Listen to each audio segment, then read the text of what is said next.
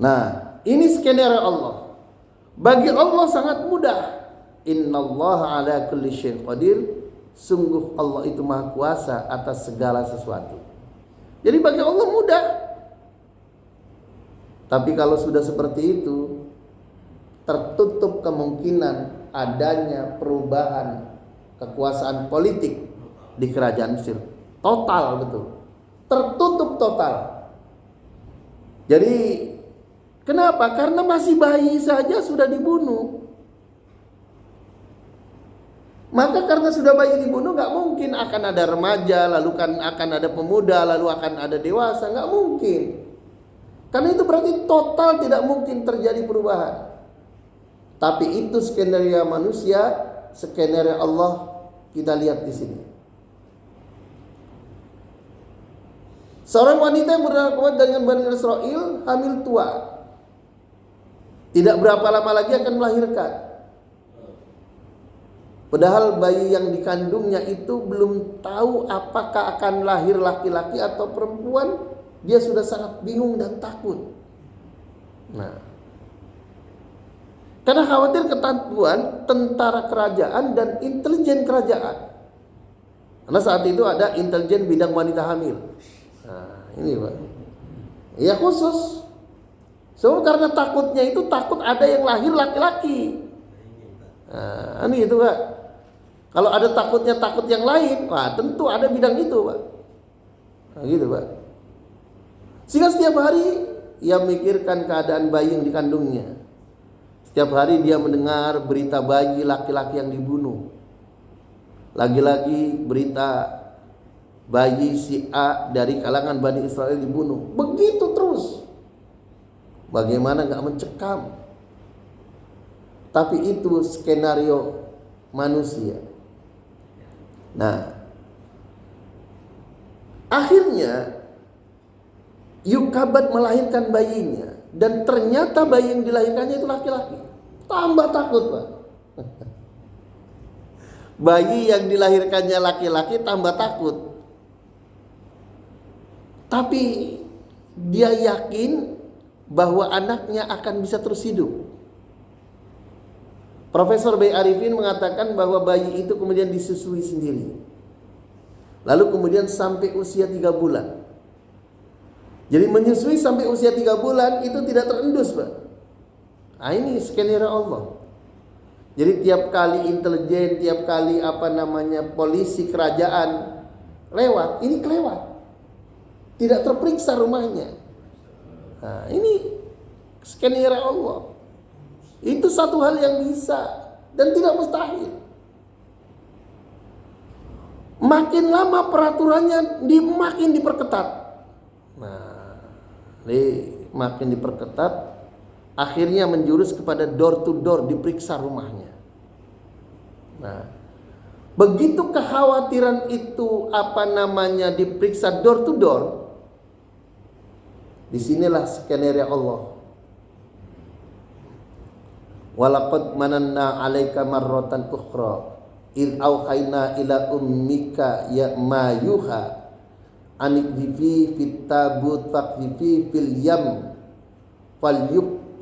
falyulqihil yam bis-sahil ya'khudhu aduwwun li wa aduwwun lah walqaitu 'alaika mahabbatan minni walitusna'a ala aini. Ini skenario Allah. Bagaimana caranya Allah membuat skenario?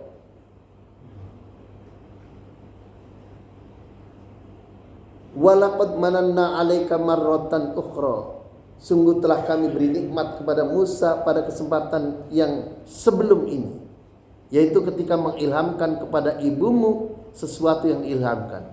Jadi bahasanya itu pakai kata wahyu, yuha, tapi diterjemahkannya diilhamkan, karena ini kualifikasinya bukan nabi. Maka karena tidak ada nabi perempuan, maka di sini namanya diilhamkan. Jadi Allah mengilhamkan kepada ibundanya Musa, letakkan bayi Musa dalam peti. Kemudian hanyutkan ia ke sungai Nil. maka biarkan arus sungai itu membawa ke tepi. Dia akan diambil oleh Fir'aun yang menjadi musuhku, kata Allah, dan juga musuhnya Musa. Dan aku telah melimpahkan memberikan kepada bayi Musa itu kasih sayang yang datang dariku, dan agar engkau bayi Musa diasuh dalam pengawasanku. Nah, ini skenario Allah. Nah, Imam Nawawi Al-Bantani berkaitan dengan ayat ini di dalam kitab tafsir Marokh Labid yang dikenal juga tafsir Munir,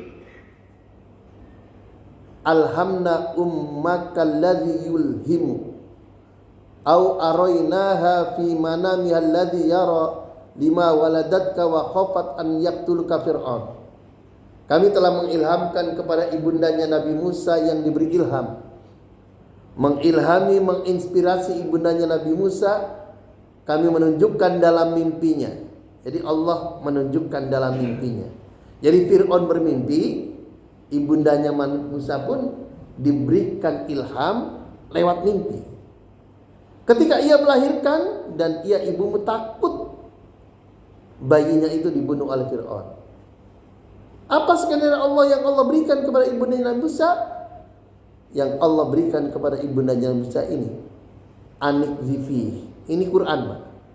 Anik zifi fitabut, letakkan bayi itu dalam peti. Jadi petinya besar, Pak.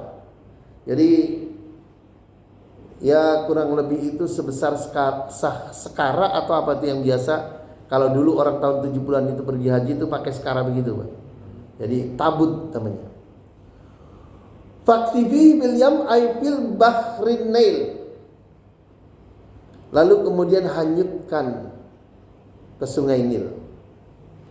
Maka biarkan fal yulqihin yammu bis sahil, maka biarkan peti itu dibawa oleh arus sungai Nil. Jadi arus ini, jadi ini skenarionya dan ini dilakukan. Biarkan arus sungai yang membawa peti itu ke tepi. Ya'khudhu aduwwul li wa aduwwullah. Nanti peti itu akan diambil Fir'aun, musuhku, kata Allah, dan musuhnya Musa. Nggak usah takut. Wa alqaitu alaika mahabbatan minni, aku sudah berikan kepada bayi Musa itu kasih sayang dariku, sehingga semua orang yang melihat itu akan mencintai dan gak akan membunuh. Walitus na'a ala aini, dan nanti akan diasuh dalam pengawasanku. Itu skenario Allah. Jadi hati-hati dengan skenario Allah.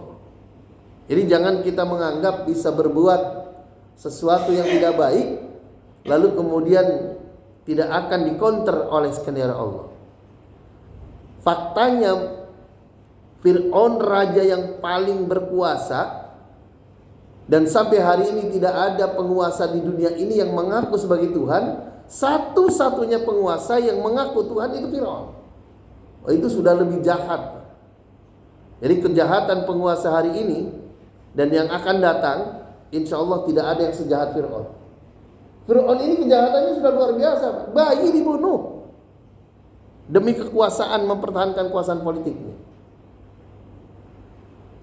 Arus sungai Nil maka kemudian membawa ke tempat pemandian istri Fir'aun persis di belakang istana. Jadi istana Raja Fir'aun itu di belakangnya itu sungai Nil, tempat pemandian keluarganya. Dalam tafsir Imam Nawawi dijelaskan, wa kana yashra'u minhu nahrun kabir ila dari Fir'aun. Maka peti itu berjalan menyusuri sungai Nil. Nahrun kabir itu sungai Nil, jadi sungai yang besar, ila dari Fir'aun, akhirnya sampai ke istana Fir'aun. Nah, ketika masuk ke tempat pemandian Fir'aun, keluarga Fir'aun, istri Fir'aun, farafa'ahul ma'ilai. Jadi peti itu dengan ombak, nah, jadi terangkat. Begitu terangkat, fa'tibiha ila barakati fil bustan. Fir'aun melihat peti itu masuk ke taman pemandiannya, wa kana fir'aunu jalisan ala ra'sil barakah ma imrati Asya binti Muzahim. Jadi tatkala itu kebetulan Fir'aunnya juga lagi duduk di singgasananya di kursi tempat pemandian, istrinya Fir'aun juga ada di situ di kursi mewahnya bersama Asya binti Muzahim. Nah, ini. Jadi jalisan ala ra'sil barakah ma imratihi Asya binti Muzahim. Jadi dua lagi ada. Ngelihat peti begini, dia tertarik. In bitabutin yaji'u bihima bilma falamma ra'ahu fir'aunu amrul gulman wal jawari bi ikhraji ma fihi. Ketika peti yang membawa bayi Musa itu berada di tempat pemandian Sungai Nil belakang istana, terlihat oleh Raja Fir'aun amrul gulmani wal jawari, maka ia perintahkan ajudan laki-lakinya, dua orang ajudan laki-lakinya dan ajudan perempuannya untuk mengangkat peti dan mengeluarkan apa isinya. Nah, tatkala peti dibuka, fa fatahur ra'sat tabut fa idza sobiyya min asbahan nasi wajhan, didapatinya bayi laki-laki yang berwajah ceria. Wajahnya ceria, menggemaskan. Falamma ra'ahu Fir'aun, tatkala Fir'aun memandang melihat bayi yang dalam peti itu yang diangkat, akhibbahu syadidan la yatamalaku an yasbiru'an, Fir'aun tidak bisa mengendalikan dirinya, ingin segera menimang dan mencintainya. Bayangkan. Ingat keputusan raja? Keputusan raja tiap melihat bayi laki-laki dari keturunan Bani Israel, bunuh. Tapi ini ketemu bayi laki-laki, dia tidak sabar, ingin akhibbahu syadidan, sangat mencintai dan senang gembira. Istrinya gembira, Fir'aunnya pun gembira. Oh, ini dapat anak angkat. Ya kan, ini kan. Bayangkan skenario Allah dengan skenario manusia. Dia membenci bayi laki-laki karena khawatir nanti besar dewasa merebut kekuasaannya, tapi begitu melihat bayi laki-laki, dia sangat mencintai dan menggemaskan, mengangkat sebagai anak angkat. Jelas? Jelas? Oh, kalau bahasa Jawanya ini dikudang. Dikudang itu apa? Tang ting dong ting tak ting dong. Nah, ya itu senang. Nah, hadirin kaum muslimin rahimakumullah. Ini artinya apa? Skenario Allah itu menunjukkan bahwa ketika keputusan raja membunuh setiap bayi laki-laki yang lahir, di sini walitusna'a ala aini ay aj'alahu fi baitil mulk yan'amu wa yatrafu ghidha'uhu indahum ghidha'il mulk fatilka sunnah. Allah menjadikan bayi Musa tinggal di istana raja, hidupnya mewah, senang, makanannya enak-enak, makanan raja. Inilah yang disebut sunnah. Artinya apa? Skenario Allah itu, Allah menjadikan bayi Musa tinggalnya di kerajaan. Makanannya makanan kerajaan yang melindungi Raja Fir'aun dan juga para tentaranya. Andaikan, nah ini andaikan, itu bayi laki-laki tidak berada di rumahnya Raja Fir'aun, tidak berada di istana, gak sampai usia 15 tahun pun sudah dibunuh oleh tentara kerajaan. Kenapa? Karena ini bayi yang lahir setelah mimpinya Fir'aun. Bayi yang lahir setelah keputusan Fir'aun membunuh setiap bayi laki-laki. Jadi ini skenario Allah. Allah Maha Kuasa, Allah Maha Besar. Bayi laki-laki, tiap bayi laki-laki dibunuh, Allah malah taruh bayi laki-laki di rumahnya. Inilah Allah. Karena itu apa? kita mesti sering-sering membaca Al-Quran, mentadaburi isinya, dan juga mengambil ibrahnya. Hadirin kaum muslimin sidang subuh rahimakumullah. Nah, skenario Allah itu artinya masukkan bayimu ke dalam peti, ke dalam tabut, lalu hangutkan ke sungai Nil, biarkan arus sungai Nil itu yang membawa ke tepi, nanti akan sampai ke istana pemandian di belakang istana Fir'aun, lalu dia akan diambil Fir'aun, dan kemudian Allah melimpahkan rasa kasih sayang setiap orang yang melihat bayi itu, dan kemudian nanti akan diasuh oleh Allah dan akan diasuh oleh kerajaan dan dalam pengawasan kerajaan. Tapi ini jangan nanti ditiru. Orang sekarang memasukkan anaknya ke peti lalu dihanyutkan ke sungai supaya jadi kayak Nabi Musa. Jangan. Malah bablas nantinya. Jadi beda, karena ini skenario Allah. Kalau ini kan skenario manusia, beda Pak. Nah, di luaran tiap menemukan bayi laki-laki harus dibunuh. Tapi ahibbahu syadidan la yatamalaku an yasbiru'an. Tidak sabar ingin menciumi, menyayangi, ngudang-ngudang kalau bahasa Jawa. Pada ayat yang lain Al-Qasas ayat yang ke-7. Wa auhayna ila ummi Musa an ardi'i. Dan aku ilhamkan kepada ibundanya Nabi Musa, susuilah dia, an ardi'i. Jadi itu tadi yang kemudian diceritakan oleh Profesor B. Arifin, bahwa kemudian disusui sampai usia 3 bulan. Fa idza khifti alaih falqi fil yam wala takhafi wala tahzani. Allah memberi janji, jangan khawatir dan jangan bersedih. Inna radduhu ilaiki wa ja'iluhu minal mursalin. Nanti bayi itu akan aku kembalikan kepadamu, kepada ibundanya Nabi Musa, dan menjadikannya salah seorang rasul. Hadirin kaum muslimin sidang subuh rahimakumullah. Tatkala bayi itu sudah diasuh dalam asuhan keluarga Fir'aun, diasuh di istana, dicarilah wanita untuk menjadi ibu susuan. Di ibu susuan, Pak. Jadi di kalangan orang-orang Saudi Arabia itu dulu waktu Nabi Muhammad lahir juga dicarikan ibu susuan. Nah, kalau di Indonesia aneh, adatnya beda. Nah, siapa yang punya anak, siapa yang jadi ibu susuan. Nah, ini perbedaan adat, Pak. Kalau di Indonesia umpamanya istri bapak melahirkan lalu mencari ibu susuan, ya bisa jadi bapaknya jadi bahaya ini. Dicarilah ibu susuan, namun setiap wanita yang mencoba menyusui semuanya ditolak oleh Nabi Musa. Nangis, tidak mau. Tapi begitu ibunya yang menyusui cocok, dan itu yang kemudian ibundanya Nabi Musa itu menjadi ibu susuannya sendiri.